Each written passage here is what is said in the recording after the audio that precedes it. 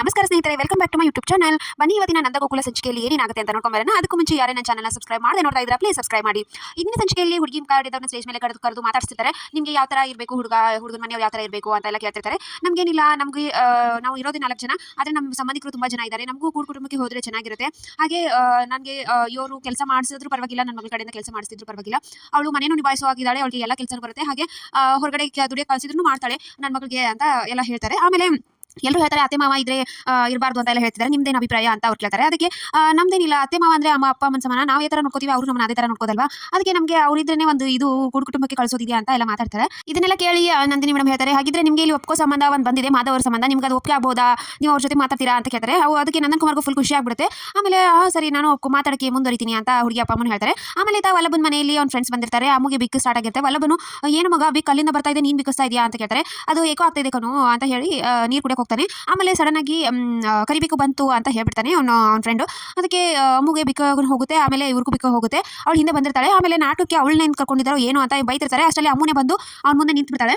ಈತ ನಂದನ್ ಕುಟುಂಬ ಹಾಗೆ ಹುಡುಗಿ ಕುಟುಂಬ ಇಬ್ಬರನ್ನು ಸ್ಟೇಜ್ ಮೇಲೆ ಕರೆಸಿ ಮಾತಾಡಕ್ಕೆ ಇರ್ತಿರ್ತಾರೆ. ನೀವೇನೇನು ಮಾತಾಡ್ಕೋಬೇಕು ಮಾತಾಡಿ ಅಂತ ನಂದಿನಿ ಹೇಳ್ತಾಳೆ. ಅವಾಗ ನಂದನ್ ಕುಮಾರ್ ಕೇಳ್ತಾನೆ, ನಮ್ಮ ಇರೋದು ಇಷ್ಟೇ, ಇದರಿಂದ ಬರಬೇಕು, ನನ್ನ ಇಬ್ಬರು ಮಕ್ಕಳು ಮದುವೆ ಆಗಿದೆ, ಅವ್ರು ಪ್ರೀತಿಸಿ ಮದುವೆ ಆಗಿದ್ದಾರೆ ಅಂತ. ಅದಕ್ಕೇನು ತೊಂದರೆ ಇಲ್ಲ, ಈಗಿನ ಕಾಲದ ಮಕ್ಕಳೇ ಹಾಗೆ ಅಲ್ವಾ ಮದುವೆ ಆಗೋದೆ ಅಂತ ಹೇಳ್ತಾರೆ.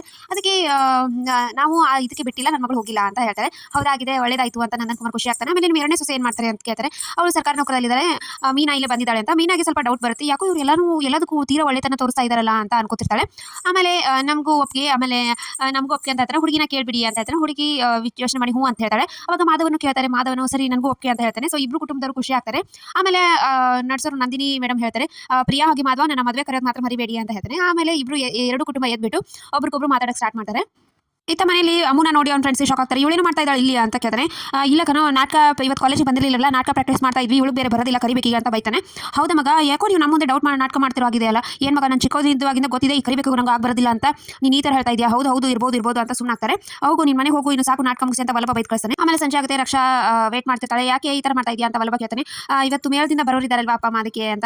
ಅಷ್ಟರಲ್ಲಿ ಎಲ್ಲರೂ ಬರ್ತಾರೆ. ಏನಾಯ್ತು ಅಂತ ಎಲ್ಲ ಕೇಳ್ತಾರೆ. ಇವಾಗ ನಮಗಂತೂ ಆ ಸಂಬಂಧ ಓಕೆ ಆಯಿತು, ಇನ್ನೇನಿದ್ರು ಅವ್ರನ್ನ ಮನೆಗೆ ಹೆಣ್ಣು ನೋಡಕ್ಕೆ ಹೋಗೋದೊಂದೇ ಬಾಕಿ ಇದೆ ಅಂತ ನಂದನ್ ಕುಮಾರ್ ಹೇಳ್ತಾನೆ. ಹೌದು, ಮನೆಯವರು ಚೆನ್ನಾಗಿದ್ರು, ಹುಡುಗಿನೂ ಲಕ್ಷಣವಾಗಿದ್ದರು ಅಂತ ಎಲ್ಲ ಹೇಳ್ತಾರೆ. ಸೊ ಇಷ್ಟಿತ್ತು ಇವತ್ತಿನ ಸಂಚಿಕೆ. ಸೊ ವಿಡಿಯೋ ಇಷ್ಟ ಆಯಿತು ಲೈಕ್ ಮಾಡೋದನ್ನ ಮರಿಬೇಡಿ. See you next vlog. ನೋಡೋಣ ಮಾಧವ ಪ್ರಿಯಾ ಮದುವೆ ಆಗ್ತಾರ ಅಂತ.